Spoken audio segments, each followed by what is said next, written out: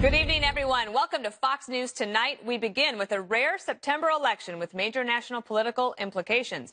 In Alabama today, Roy Moore, the controversial former Chief Justice of Alabama Supreme Court, defeated Senator Luther Strange for the Republican nomination for Jeff Sessions' old Senate seat. That's according to the Associated Press. Moore is now the heavy favorite to win the general election, despite the fact that President Trump traveled to the Yellowhammer State to personally campaign for Senator Strange. Let's now go to Fox News correspondent Jonathan Seri. He's in Montgomery at Roy Moore's campaign headquarters. Celebratory mood there, I assume. It is indeed an enthusiastic crowd, and they have been all night. But when they got the results, when they heard that Roy Moore was the projected winner, they erupted in applause. Moore himself arrived here about 2 hours ago, already displaying a very confident demeanor, going around the entire room, shaking hands before retiring to a back room to watch the returns that all night were showing him with a consistent lead over Luther Strange. We are expecting him to come out momentarily and deliver his victory speech within a matter of minutes. Right now, supporters rallying the crowd. Moore represents the populist wing of the Republican Party. Alabama's former Chief Justice gained notoriety among Christian conservatives back in 2003 when he had a Ten Commandments monument installed in the state Supreme Court building and then refused a federal court order to remove it. That ultimately cost him his job as Chief Justice, but he won the support of these religious conservatives who have followed him ever since, voting for him in race after race, and this one now appears to be the charm. Now, Roy Moore missed out on some key endorsements, and yet he came up with some workaround solutions. For example, the NRA endorsed his opponent Luther Strange, but at a recent rally, Roy Moore pulled out a revolver and explained to his supporters exactly where he stood on the Second Amendment. The crowd went wild. They eat this sort of stuff up. Also, Moore did not receive the endorsement of President Trump. However, several Trump loyalists, including Sarah Palin and Steve Bannon, supported Moore. Now, a lot of people have been portraying this election as a referendum on President Trump's influence. But in speaking with Moore supporters, they tell us, many of them tell us they still love President Trump, but they also love Roy Moore. So rather than this being a referendum on President Trump, this may be more of a referendum on the direction of the Republican Party. And at least here in Alabama, it is the populist wing that appears to have won out. Dana? All right, Jonathan, it's always fun to be at the location where the candidate wins the election. It sounds like they're going to have a really good celebration tonight. So thank you so much, Jonathan, for that report. Let's go to Fox News correspondent Peter Ducey. He's at Senator Strange campaign headquarters in Birmingham. I have a feeling it might be a little quieter where you are, Peter.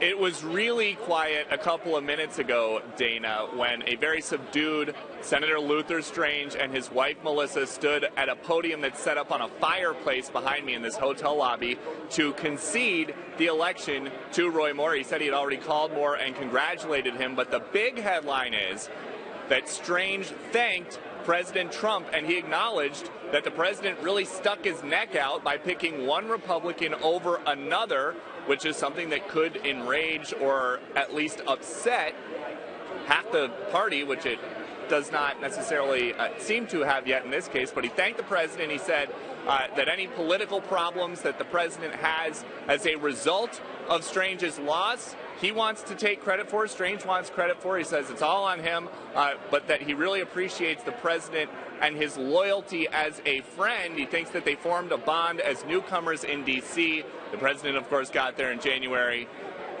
Strange got there in February. There are these flyers all around here. It shows Strange and the president. That was the main part of his pitch, that he was the president's endorsed pick, but it did not go Strange's way. It did not go the president's way.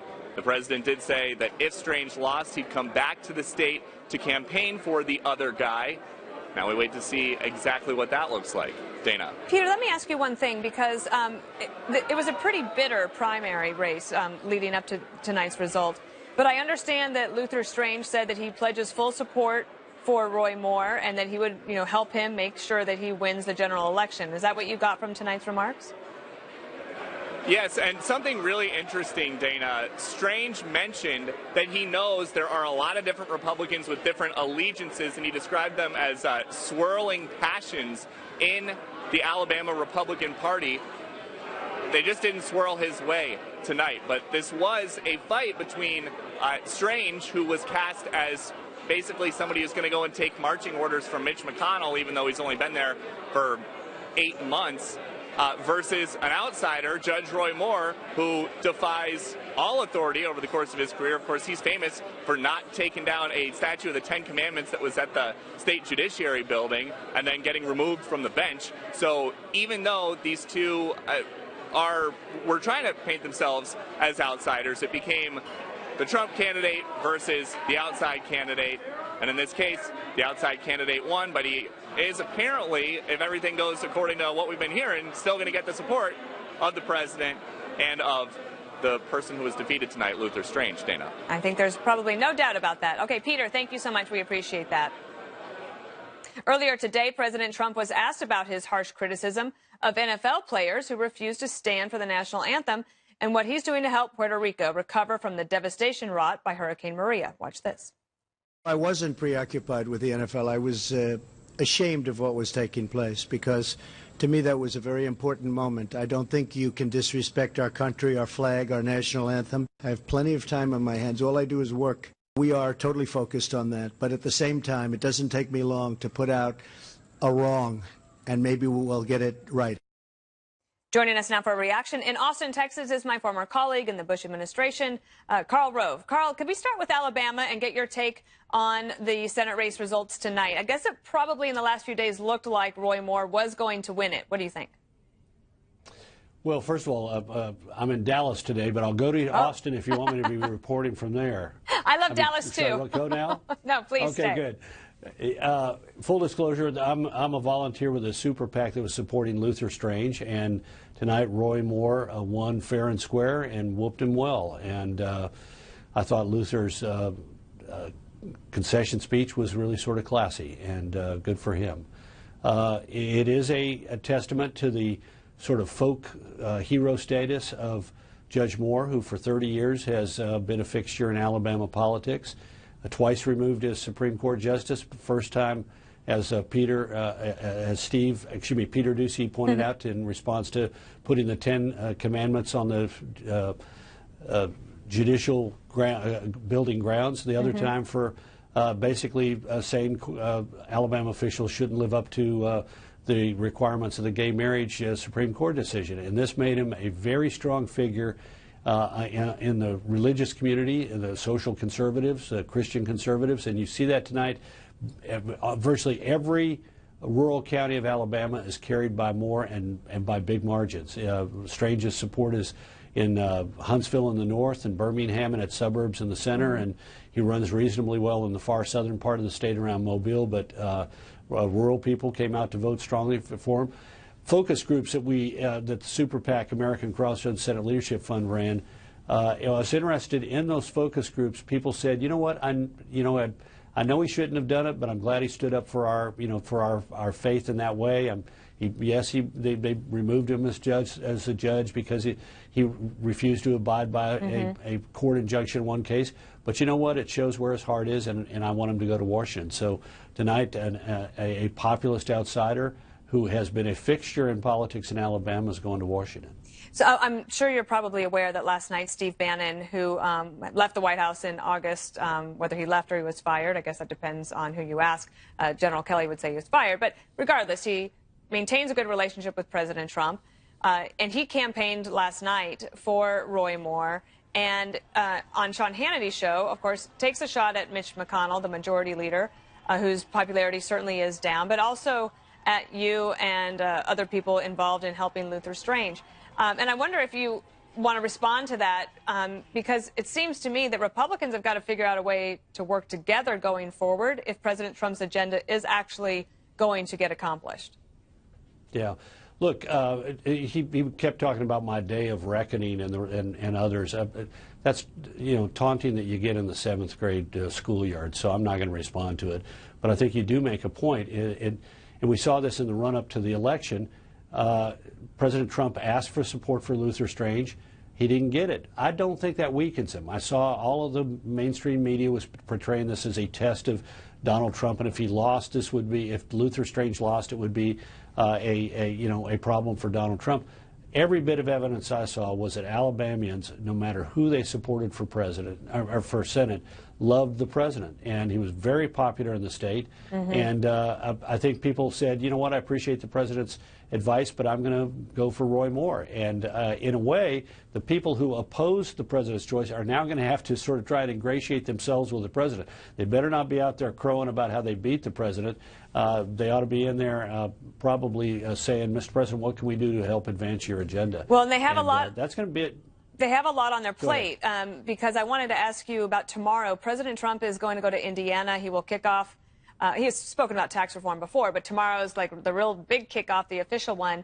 And health care has failed. The effort to repeal and replace Obamacare is basically done at this point. But tax reform, people feel a little bit more optimistic about. And I wonder if you share that optimism. Well, I'm cautiously optimistic, but in part I'm cautiously optimistic because they made such a mess of it on Obamacare.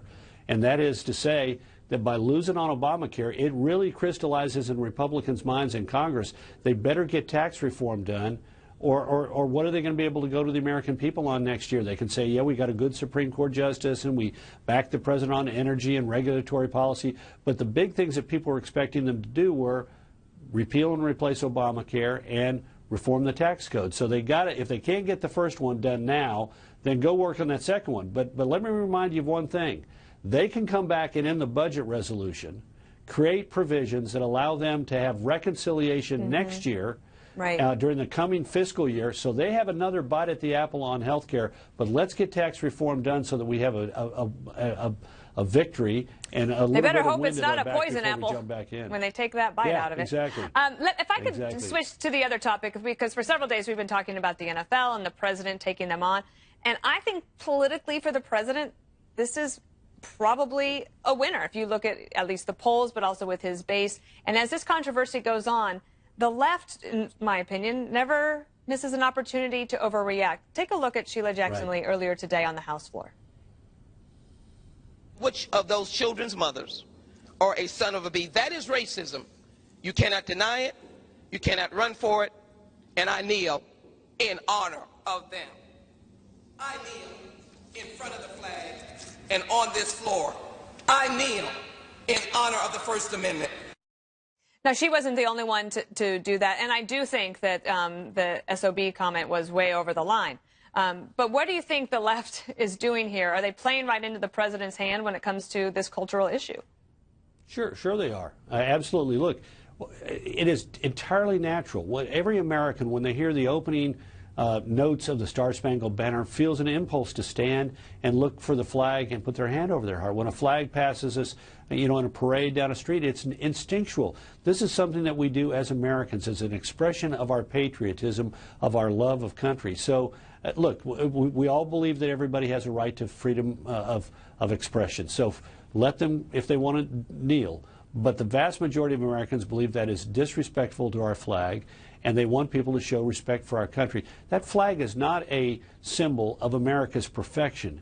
It's a symbol of America's imperfection, but the desire to continually make the country better. And it is when we respect the flag, we're showing a respect for the generations who have come before us, some of whom served in the military and gave the ultimate price, some of whom did not, but served our country well, maybe in big and important ways, like Martin Luther King or important inventors. A lot of the people who served our country best are people who simply led good lives and made their neighbors, their friends, their communities better by being who they were. And that's what we do when we salute the flag. Having said that, I agree. The comment on Friday night was a mistake.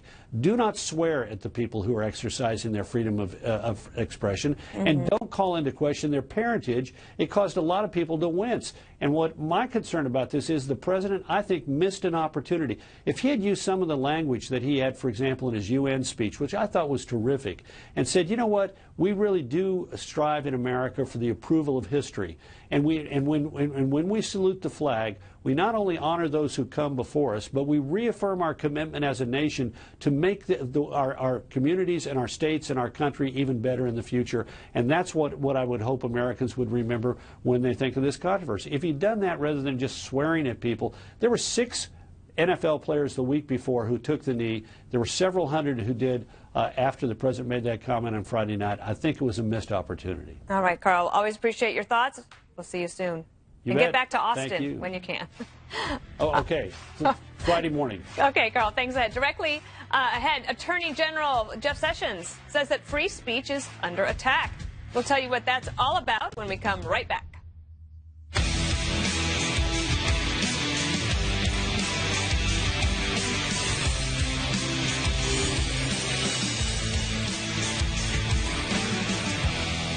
Attorney General Jeff Sessions is fighting back against the crackdown on conservative free speech on campuses across the U.S.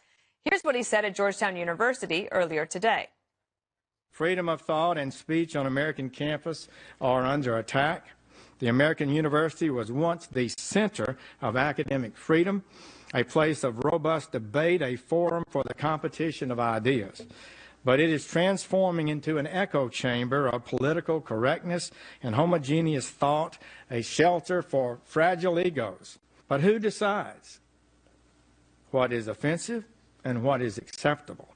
The university is about the search for truth, not the imposition of truth by a government censor. And here's what the Attorney General told our friend Tucker Carlson just minutes ago. We have too much suppression of free and open speech on college campuses today. Particularly conservatives are being silenced in many ways. Controversial speakers are being blocked. You have the veto by the heckler who threatens to protest and disrupt the speech, so the college may withdraw the speaker's invitation so there won't be a disturbance. These kind of things really threaten the entire educational system, in my view, the integrity of it. Joining us now for a reaction in Washington is Guy Benson, a Fox News contributor and political editor at townhall.com, and Charlie Hurt, also a Fox News contributor as well as opinion editor for the Washington Times. Now, Guy, you wrote a book called End of Discussion, and I wondered if today this was sort of music to your ears. It was, and thanks for the plug. And in fact, I'll return one right at you. Congratulations on the new show. Oh, thank you. I can't wait to watch starting next week at 2 p.m. Eastern. And we'll stay tuned for that for sure. There will be no end of discussion on that show. There will not. There'll be a discussion every day, and I was really excited. I got an advance copy of the speech from the Attorney General's office yesterday, and as I was scrolling through it, I was just nodding throughout. This is exactly right. His message and his tone was correct. To their credit, the people at Georgetown let him speak, did not shout him down. There were some quiet protesters, but this is a message that has to be heard, and it's encouraging hearing top-level government officials standing up for a bedrock American principle, especially on college campuses, which ought to be hotbeds of discussion and debate as opposed to monolithic thinking and silencing. And something that was kind of new today, Charlie, you know, we've had people talk about the importance of being able to speak freely on campus, and the president's talked about it. But what was different, and what I noticed, is that the Attorney General said that the U.S. Justice Department would weigh in with students who were saying that they were basically the target of being allowed to speak because possibly because of their conservative views. To me, that was a step that governments haven't taken before. Sure, and it's high time that they do take a step like that, because what we're talking about is a constitutional right, and this constitutional right has been trampled from coast to coast. Sadly and ironically, it's on college campuses. You know, when I think of college, I think of a place where a youngster is supposed to go and grow and learn and be challenged and be threatened with new ideas and be forced to make arguments against ideas that that they disagree with.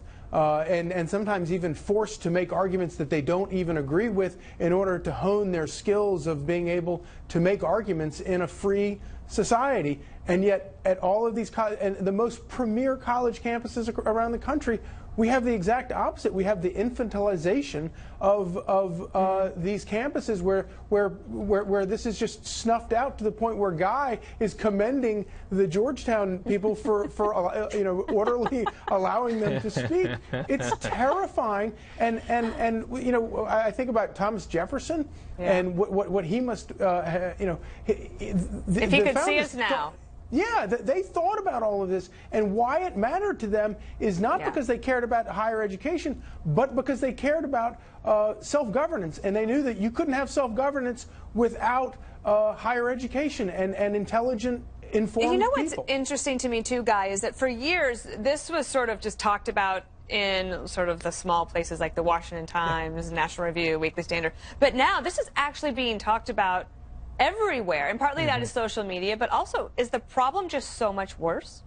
Yeah, it does certainly feel like it's getting worse, Dana. And I think, when you talk about private institutions, they have a right to do whatever they want, basically, on this front. I think administrations across the board should stand up for First Amendment rights. But when it's a government school, a public institution, I think there is a government interest to make sure that fundamental constitutional liberties of citizens are protected. And where a school, which are agents of the government in the cases of public schools, if they are unwilling or unable to do so, I think the government has an interest to step in on some level, not micromanage and not get too involved, but to say, this isn't right. And one example briefly that I would give, Dana, it's not just the shouting down and the rioting, for example, that we've seen in Berkeley. It's colleges charging conservative groups much more exorbitant fees for security that they don't charge to other groups. Not only that, their speech is less free, literally. I got a call last night, Charlie. We'll give you the last word on this. So I got a call last night from a young woman. She was a college associate here at Fox News. I think she's amazing. I will not name the college that she goes to now, but let's just say it's a very prominent journalism school. She had set up an interview with a prominent political figure that was coming to campus. She went to her advisor, or the professor, to just basically ask for some guidance and advice. And he got to know her a little bit, and he found out that she had worked at Fox News. And he lost it, told her that she'd have to go somewhere else for help, said everybody that worked at Fox should be incarcerated. And she called me just saying, what do you think I should do? And I said, well, first of all, I'm sure your parents who pay a lot for that tuition aren't very happy, but I encouraged her to go see the dean. As you're a parent of several children, what would you have her do? I would make a huge stink about it. I would do everything I could to encourage her to make a big stink about it. And this is not just a good idea. The federal government has a responsibility to protect our it's one of the few things they really have to do to protect our First Amendment rights. And when I look around and see all the stupid, silly arguments we're having in this country today, I can't help but think if those stupid, silly arguments aren't kind of an offshoot of all of these people who went to these safe space colleges and actually really came out believing that, oh, you're not allowed to think that, you're not allowed to say that, I'm right about everything and everyone else be damned. Well, by the way, this professor said that everyone who works here should be incarcerated? Apparently so. I'm not sure what the charge is. Lock her up. I'll tell you what, I told her that she should go to the dean, but I also told her to do the interview that she had set up and to knock their socks off, and I hope she did. There you go. All right, Guy, Charlie, thank you so much. Thanks, Dana. Up next, a stunning new poll about free speech. Stay with us.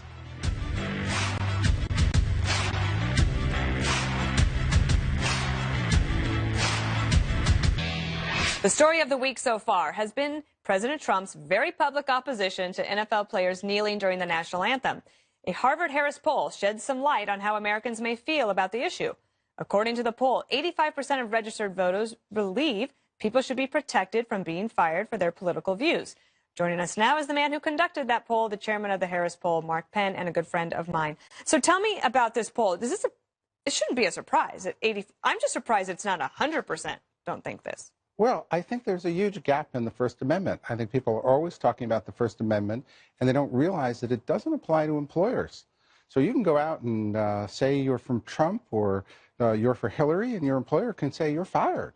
Right. And so it's a huge gap. And today with social media, what's happening is employers are kind of pressured into firing people, And when you see 85% say you should not be fired for your political views. So there's some controversy about President Trump calling for the NFL managers to fire anybody who was kneeling for the national anthem. Did that go too far? Well, or would people agree with that? There's one poll that came out so far, an Ipsos Reuters poll, that says 7 or 8% think you shouldn't be fired from the NFL. But about the same number says they should stand. They should stand. So it's a kind of a standoff on this thing, because Trump went a little too far in saying fire them when he should have just stuck to the ground. So that people believe. You're an expert in crisis communications. We used to work together for a hot minute. Let me ask you, how would you advise the country or the NFL to get past this? Like, what do they need to do? Is it important that they try to solve this in the next few days? Well, the first thing the commissioner should have done is just call the president. He probably had a good relationship. He should have tried to explain, we've got to balance the players and the fans and the country. And I think now they've got to look for a solution. He's got to get to the White House, or Trump's got to get to the field. The country can't take more division like this. Whether the president is right or not, the country doesn't want division. I love that idea. The president should go to a game this weekend, and they can all stand together, and the country can feel good again and watch football. Are the Democrats overreacting, though, to the president on this? I don't think they're overreacting. No? He laid down a gauntlet, and I think they picked it up. And I think that's what he expected. That's kind of what everybody wants out of this thing. Look, in a world of division, the surprising thing is about 80 or more than 80% really supported the president coming to an agreement with the Democrats. I know. Right? They want to see bipartisanship. Right. But when you throw down something like this, everybody goes to their corner. And I think probably Trump helped more when he kind of threw down this kind of divisive item. When you say that everyone goes to their corners, so the right is feeling pretty good about itself in some cases, but I read today in the Washington Post that the left groups are just raking in the cash. Like they don't even know how to spend all this money. Well, let's just say polarization kind of benefits both sides. That's the whole point of polarization. But it doesn't benefit. Right? My wife has a group, No Labels. Right? Yep. And I think the center and also people who want bipartisanship, they have a role too. I think everybody now is going to get involved. Your wife is finally being vindicated on the No Labels. Because people have sort of said that in the past, where you saw polls saying people really want bipartisanship. Before I let you go, I got to ask you this. Former Vice President Joe Biden, he's starting to get out there a little bit more. He's going to start a daily podcast. I guess it's going to detail his favorite news articles of the day. Is he gearing up to run in 2020? I saw him speak recently to a group of executives. He did an excellent job. He had a very measured message. He was ready. He's a couple of years older than Trump, but I thought he was fit and ready to go. So I would not be surprised at all if he's at least thinking about it and making sure he's well positioned. And if Biden is thinking about that, will he be able to prevent the Democratic Party from going so far left to the Bernie Sanders wing of the party? Well, that's his challenge. But Biden will say, look, I can get those working class voters back. So the Trump voters. Right. I can get them back. They voted for Obama. They'll vote for me. I'm your ticket out. If you go with Bernie Sanders or Elizabeth Warren, you'll be too far to the left. You will lose. He probably is right. Very interesting. All right, Mark, thank you for being here, and good luck on the rollout of the poll in the morning.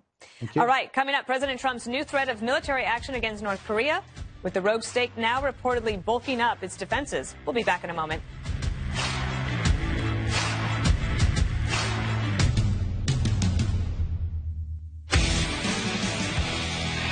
President Trump today doubling down on his assertion that the military option is on the table when it comes to the North Korean menace. We are totally prepared for the second option, not a preferred option. But if we take that option, it will be devastating. I can tell you that. Devastating for North Korea. That's called the military option. If we have to take it, we will. North Korea is a situation that should have been handled 25 years ago, 20 years ago, 15 years ago, 10 years ago, and 5 years ago, and it could have been handled much more easily. You had various administrations, many administrations, which left me a mess, but I'll fix the mess. Meanwhile, the parents of Otto Warmbier, the American student who died in June after apparently being tortured while imprisoned in North Korea, bravely shared their thoughts about their son's ordeal this morning on Fox and Friends. North Korea is not a victim. They're terrorists. They destroyed him. They purposely and intentionally injured Otto. Joining us now with reaction from Washington is Jillian Turner, former National Security Council staffer during the Bush and Obama administrations. Jillian, I thought that was so courageous of the Warm Beers to come forward to describe that, because their pain is so raw and real, and it helps people understand the kind of rogue leader, the hideousness that is Kim Jong-un. What do you make of them coming forward? Does that help galvanize support for President Trump's pretty harsh rhetoric, even though I know that you think that maybe he's gone a little too far? I think it does. It was a heartbreaking, gut-wrenching interview to watch this morning on Fox and Friends, but at the same time it was, like you said, incredibly important for the American people to hear this. I think we don't get many glimpses inside North Korea, period, especially inside the regime and the way that it treats people they consider to be enemies of the state. This was really like a first-hand account, a real glimpse inside that horror show, and it was just incredibly moving. I think it will absolutely galvanize support for President Trump. So President Trump, at every point, has been trying to either answer questions or to make a comment, and I think that what he is trying to do is to make sure that Kim Jong-un is listening to him and getting it directly. But from your experience, I could imagine you would expect that there are lots of different communications taking place from the CIA, from the Defense Department, from the State Department, and then you have the president and possibly others, including China. How do you think that sort of coordination is going, and where do you think it's headed next? Well, it seems like every day for virtually the last month or so, the tension in terms of the rhetorical stuff has escalated on a daily basis. I think most of that has been the provocations of Kim Jong-un, and then President Trump has been responding to that. He's right. He took great care to point that out today in his press conference. He said, look, they're issuing statements and we're responding. We're not generating this stuff. And he has a point, right? I mean, I think he's operating on this fundamental, not to go all pop psychology on you, but I think he's operating on this fundamental principle, right, that bullies should be responded to with bullying, and that threats of force should be responded to with threats of force, because he's so frustrated at the way, I guess, previous administrations responded to this regime. So he's trying something else. I have some hope, and I hope for the country's sake that it ultimately is more effective rather than, it's quite risky. It could go the other way. But he's not dealing with North Korea in a vacuum. There is also this upcoming decision about the Iran deal that has to take place, I guess, by October 15th under the law. That President Trump is again faced with, does he certify that Iran is in compliance or not, and the consequences of that, etc. I think that this is a big calculation when it comes to North Korea. What do you think? Probably. And, the Europeans in the last few weeks have really put the pressure on President Trump when it comes to getting together some kind of a coalition, whether it looks like the six-party talks, the P5+1, whatever, to negotiate on North Korea. It's something that people like, German Chancellor Merkel and the French have really been pressing President Trump pretty hard on. So he faces this stark choice of, is he going to have the United States be a party to this if some kind of formal negotiation breaks out in the next few months? And that's going to be a really hard decision for him to make. We'll be watching for that, and I'm sure we'll be talking to you more. Jillian, thank you so much. Thanks, Dana. Straight ahead, we head live to Alabama for an update on tonight's big Senate race. Don't go away.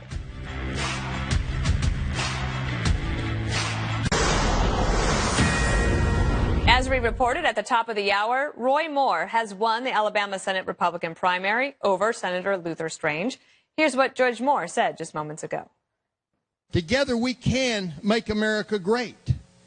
We can support the president. Don't let anybody in the press think that because he supported my opponent that I do not support him and support his agenda. As long as it's constitutional, as long as it advances our society, our culture, our country, I will be supportive. Let's bring in John McCormick, senior writer for the Weekly Standard, along with Aaron McPike, White House correspondent for the Independent Journal-Review. Both join us from Washington, and I'm so glad that you did, because big news tonight. I mean, it feels like this election cycle actually never ends. John, tonight we expected this, I guess, in the last few days, that Roy Moore would be able to win. And it seems like Luther Strange just said, here, great concession speech, over to you, sir. Yeah, I mean, a win for the polling industry. The polls were showing a significant size win for Roy Moore, and that's just what he got. You've heard a lot among pundits saying that this would be a big loss for Donald Trump to go down their campaign and not pull through for his candidate. I don't really think that's the case, because Doesn't seem like it. It was basically both candidates falling over themselves about who liked Donald Trump more, who was more like Donald Trump, who could help Donald Trump get the job done in Washington, D.C. It would have been a huge win for the president, big upside if he could have closed that, double-digit gap. But I don't think it was that big of a problem that Roy Moore ended up winning for the president. Wasn't it interesting, Aaron, to see how the voters there in Alabama, overwhelmingly who support the president, didn't see that there was any problem with choosing to vote for the opponent, Roy Moore, over Luther Strange, because they thought that regardless that they're going to support the president. I don't know if that could actually happen in any other state. Well, right. And look, Steve Bannon obviously made this a lot about Mitch McConnell. And I thought some of the most startling, toxic language that Steve Bannon used on Monday night was basically saying of Mitch McConnell and other Republican leaders to the voters in Alabama, they think you're a pack of morons. They think you're a bunch of rubes. I think you're going to see a lot more of that from Bannon in Republican primaries next year. And I would point out, too, this is obviously not going to affect the math in the Senate.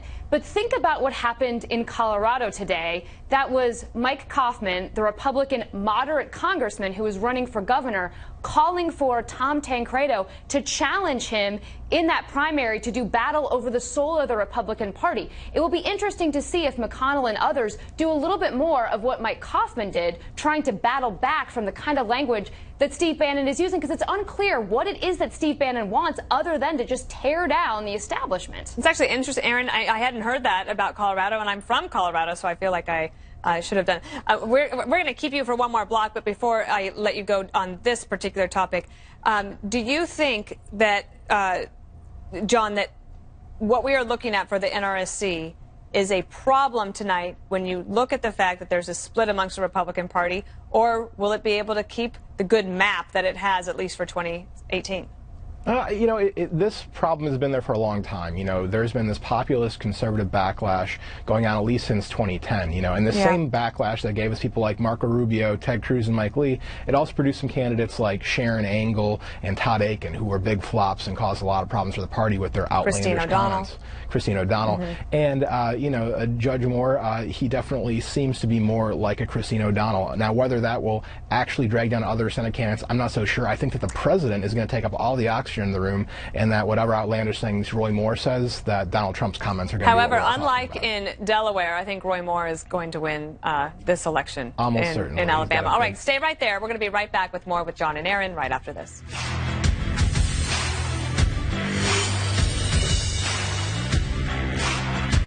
Welcome back. We continue our discussion with John McCormick, senior writer for the Weekly Standard, along with Erin McPike. She's White House correspondent for the Independent Journal Review. Let me start with you, Erin. I'm curious your thoughts about the failure of health care for the Republicans this week and the birth of the tax reform effort, which happens tomorrow.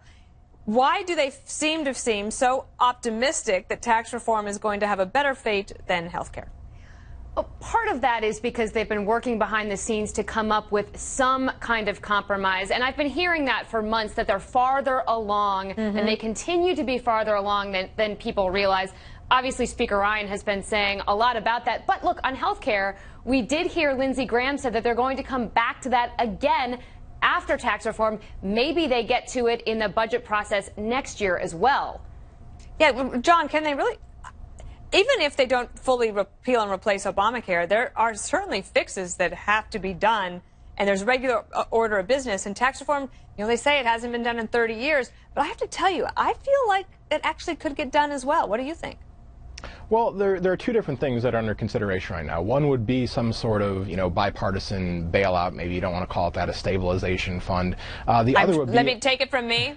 They don't want to call it that. I have scars from 2008.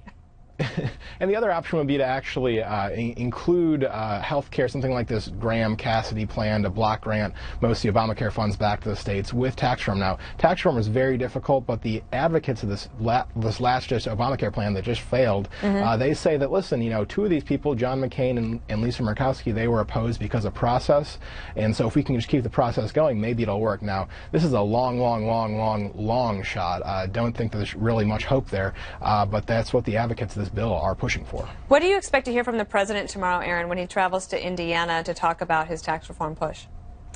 Well, honestly, I think that's the big question, because he has not said a whole lot about this, and we were expecting plans to come out from the administration on tax reform months and months and months ago. You remember that Secretary Mnuchin said earlier this year that he wanted it done by August. And obviously the administration has been a little bit mum on this. So I think we'll hear a lot more. I mean, obviously he was talking about the NFL and all kinds of other things the last couple of days.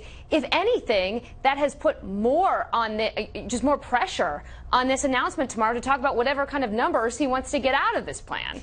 John, do you think that Republicans are going to sort of set aside what had been something they've been used for years, which is that the budget needs to be revenue neutral if they want to get this tax reform bill done? I think so. I mean, this is going to lose revenue over the short term. There will be some tax cuts that would have to be renewed at the end of 10 years due to the budget rules here. But I think they just want to get a win. I think that after the failure of health care, they look back at these last 9 months and think, man, we need some accomplishment to go back to voters and say, you elected us for a reason, not just to appoint Gorsuch, thank you so but to get much. something done. Yeah, Gorsuch is not enough. All right, Aaron, John, thank you so much. And that is all the time we have for tonight. Thank you for watching. I'm Dana Perino. We're going to be right back here tomorrow at 10 p.m. Eastern. Good night, everybody.